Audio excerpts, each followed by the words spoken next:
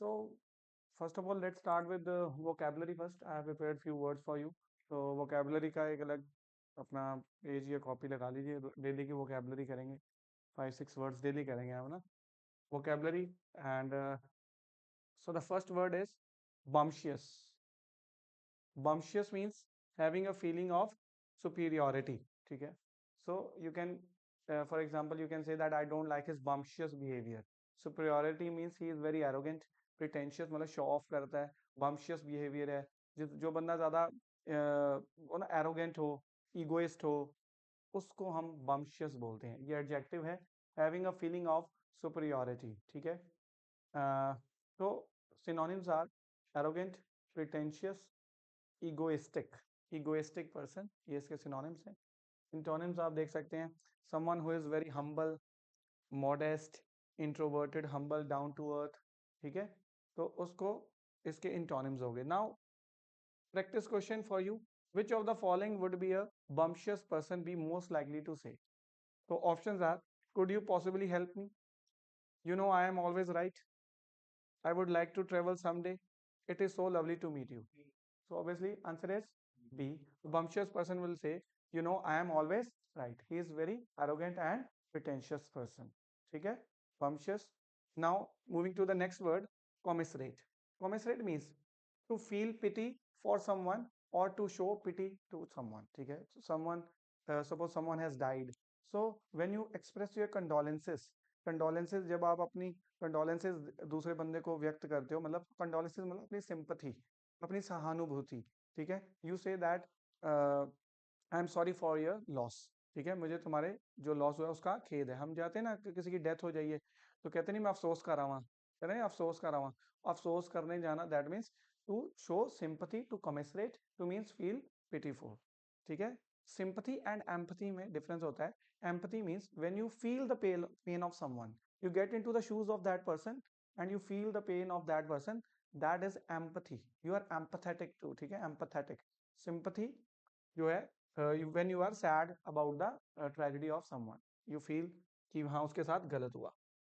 So इसके synonyms हैं compassionate. Compassionate means जब हमें दया भावना होती है हमारे अंदर, तभी हमें किसी के ऊपर पिटी आती है. बोलो yes or no? Then sympathize करना किसी के साथ, condolences मैंने आपको बोला था. ठीक है? I express my condolences to the bereaved family. ऐसे वर्ड सुने होंगे आपने. bereaved क्या होता है?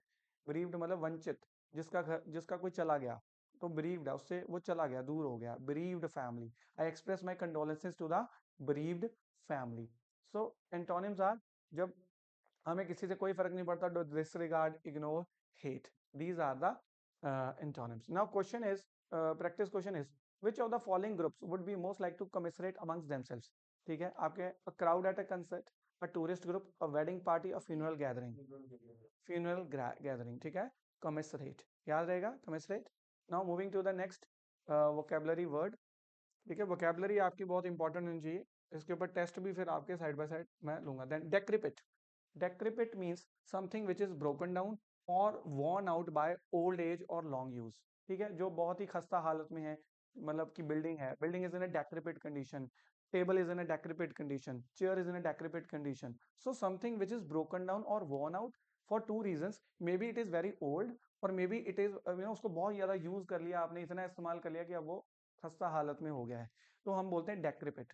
The building is in a decrepit condition. Decrepit के साथ एक और वर्ड भी यूज कर सकते हो, डायलैपिडेटेड भी यूज कर सकते हो. ठीक है? डायलैपिडेटेड कंडीशन, डायलैपिडेटेड. ठीक है? डायलैपिडेटेड कंडीशन. तो डायलैपिडेटेड कंडीशन, ये भी आप वर्ड यूज कर सकते हो.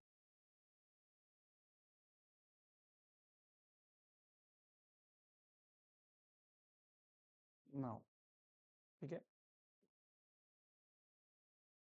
So synonyms are, decrepit means the building is in a decrepit condition, means weak, aged, battered.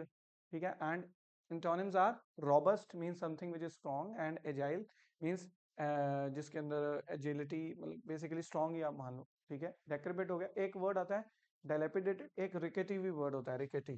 ठीक है? rickety, RICEKETY, rickety. ये rickety बेसिकली फर्नीचर के लिए यूज होता है वर्ड. फर्नीचर के लिए, जब फर्नीचर टूटा फूटा हो, खराब कंडीशन में, उसको बोलते हैं रिकेटी. ठीक है? Rickety, the furniture, the table is in a rickety. ठीक है? रिकेटी कंडीशन ये हम कह सकते हैं. तो डेक्रेपिट हो गया, रिकेटी हो गया वर्ड, देन डायलैपिडेटेड भी मैंने आपको बताया, moving head, then egocentric. Ego word आपको ईगो से ही पता चल रहा है। सेंटर्ड मीन्स अपनी, ego means self, ego means self centred, selfish person. Egocentric means a selfish person. Overly concerned with one's own desire, जिसको अपने ही बस इच्छा से लेना देना, दूसरे को क्या चाहिए, दूसरे पर्सन की क्या रिक्वायरमेंट है, उससे उसे कोई लेना देना नहीं है. He is very egocentric means he is very selfish person. Egoistic also. Egoistic is also a synonym. Narcissistic भी बोल सकते हो आप, narcissistic.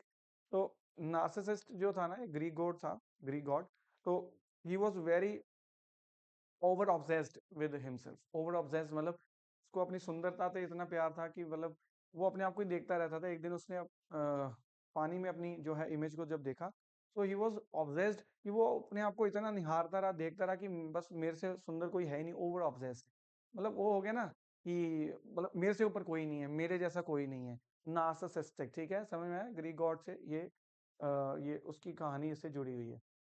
Egocentric means concerned with yourself, egocentric या egoistic person, egoist। देखो दो तरह के वर्ड होते हैं, egoist and egotist। egoist and egotist दोनों में डिफरेंट होता है, डिफरेंस होता है। egoist and egotist, ईगोटिस्ट वो होता है the person who boast about himself, अपनी अचीवमेंट्स, अपनी स्किल्स के बारे में बोस्ट करता रहता है। देखा मेरे जैसा किसी ने, देखा मैंने कितना अच्छा कर लिया। और लोगों को बोस्ट करता रहता है कि अपनी इमेज बनाने के लिए कि हाँ मेरे पास ये है। ईगोइस्ट जो होता है वो सेल्फिश होता है, उसको दिखावे से कुछ नहीं है, बट वो सेल्फिश है। और वो जो है ना दूसरों के बारे में नहीं सोचता, अपने बारे में सोचता है, जो वो ईगोइस्ट होता है। Egotist and egoist. तो ये ईगोसेंट्रिक हो गया आपका। देन इसी से एक वर्ड जुड़ा हुआ है, ऑल्ट्रुइज्म या ऑल्ट्रुइस्टिक, ठीक है। ऑल्ट्रुइस्ट जो पर्सन दूसरों को अपने ऊपर रखे, अपने मतलब दूसरों को अपने से ऊपर रखे। जैसे अब आपके पास जैसे सपोज करो in a cold cold weather condition, freezing conditions में आपके पास ये है ना, मफलर है या कुछ, तो आपने देखा यार कोई बहुत ज्यादा शिवर कर रहा था, तो आपने उसको उतार के दे दिया।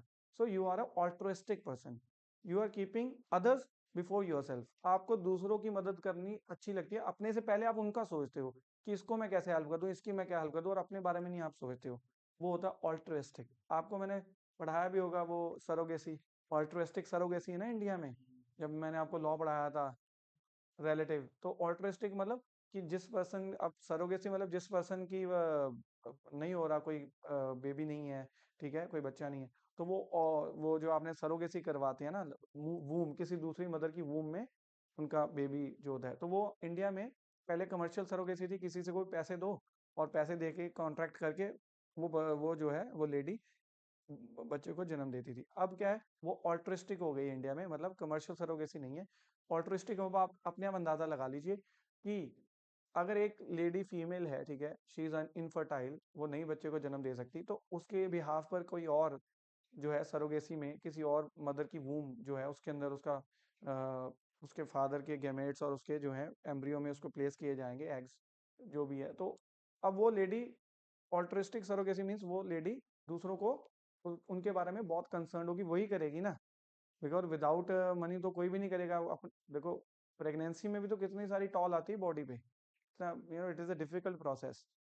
तो ऑल्ट्रिस्टिक पर्सन कौन होगा, जो उसके लिए मतलब वो फील कर रहा होगा कि हाँ उसकी बहन, हाँ सरोगेट, तो वो उसके लिए पेन फील कर रहा होगा, उसको अपने आप से ज्यादा उनकी पेन फील कर रहा है और उनके लिए करने के लिए रेडी है, तो उसको ऑल्ट्रुइज्म बोलते हैं। ऑल्ट्रुइज्म तो हो गया, ऑल्ट्रुइस्टिक पर्सन बोलते हैं, ऑल्ट्रुइस्टिक। तो ये हो गया आपका ईगोसेंट्रिक, मैंने बताया आपको। Then altruism, an altruist is a person who is unselfishly concerned for the wellbeing of others, often to the point of sacrificing their own interest. आप अपना इंटरेस्ट सैक्रिफाइस कर सकते हो दूसरों की भलाई के लिए, ठीक है। They are motivated by a desire to help improve the lives of the other without expecting personal gains और रिकॉग्निशन। इनको मतलब देखो, एक तो जैसे आप देखोगे कोई होते हैं ना सोशल सर्विस करते हैं ना, तो साथ में कैमरा निकाल लेते हैं फटाफट, ऐसा निकाल लेते हैं ना, और उसको दिखाते हैं कि हम कर रहे हैं। ये जो ऑल्ट्रिस्टिक पर्सन होता है, he is not concern for his recognition, कि मुझे लोग प्रेज करें कि मैं बहुत अच्छा काम कर रहा हूँ, ऐसी इसकी कोई डिजायर नहीं होती है। सेल्फलेस कंसर्न होता है, पॉजिटिव एक्शंस करता है, अनमोटिवेटेड बाय पर्सनल गेन्स, ठीक है। So, for example, an altruistic firefighter risk his life to save another's life. तो हम उसको altruistic बोल सकते हैं. Then a mother saving bite of pie for a kid. जैसे आपने अपनी बहन के लिए पिज्जा छोड़ दिया, चल मैं भूख तो है, मेरा दिल तो है, बट आपने फिर भी छोड़ दिया, अपने भाई के लिए छोड़ दिया, तो you are an altruistic person. जबकि आप खा ही लेते होगे, छोड़ते नहीं होगे पिज्जा. है आप में से कोई जो छोड़ देता है? कोई भी नहीं है. चलो, ईगोइस्ट एंड ईगोटिस्ट तो मैंने आपको बता ही दिया था. ईगोइस्ट होता है सेल्फ सेंटर्ड, ठीक है, primarily concerned with their own interest, needs, disregarding the needs of other, दूसरों की कोई जरूरत नहीं उसे.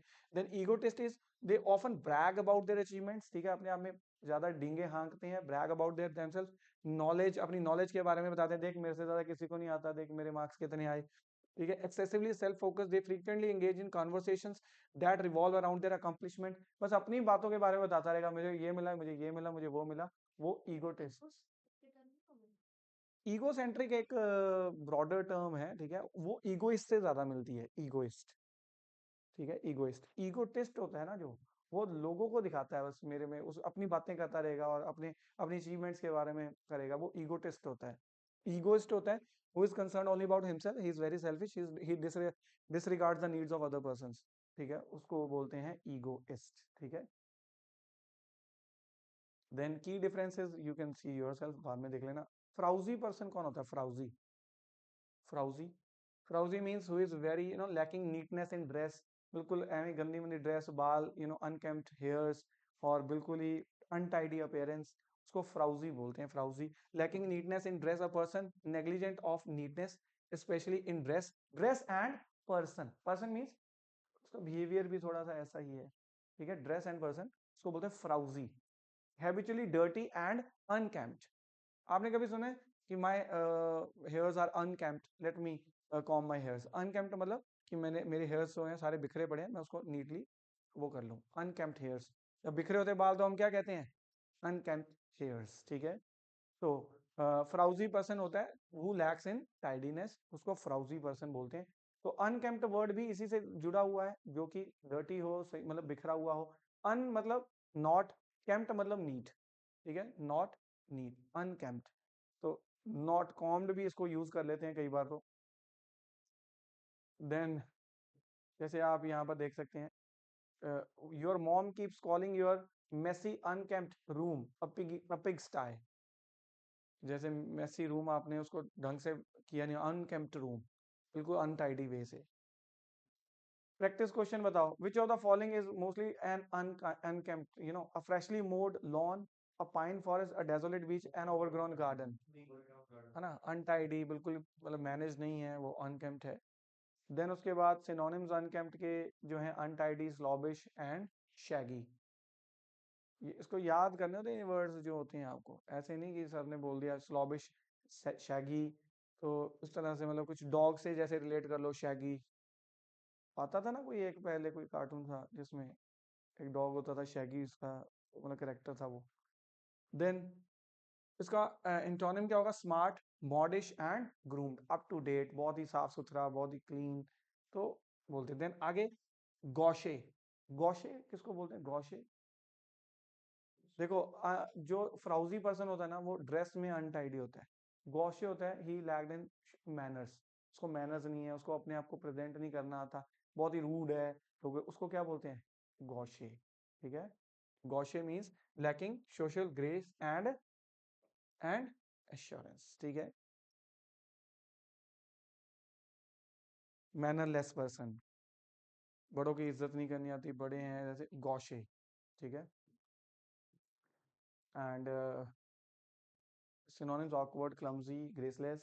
Antonyms are elegant, assured and serene. Then एक वर्ड होता है पनाश. पनाश, पनाश इसका ऑपोजिट है, ठीक है, जो जो बहुत स्टाइलिश हेयर, बहुत ही स्टाइलिश रहता है, panache. You might wear your giant polka dotted scarf with great panache. Style से पहनते हो जो भी चीज है, ये अपने आप को मेंटेन करके रखते हो, उसको पनाश बोलते हैं.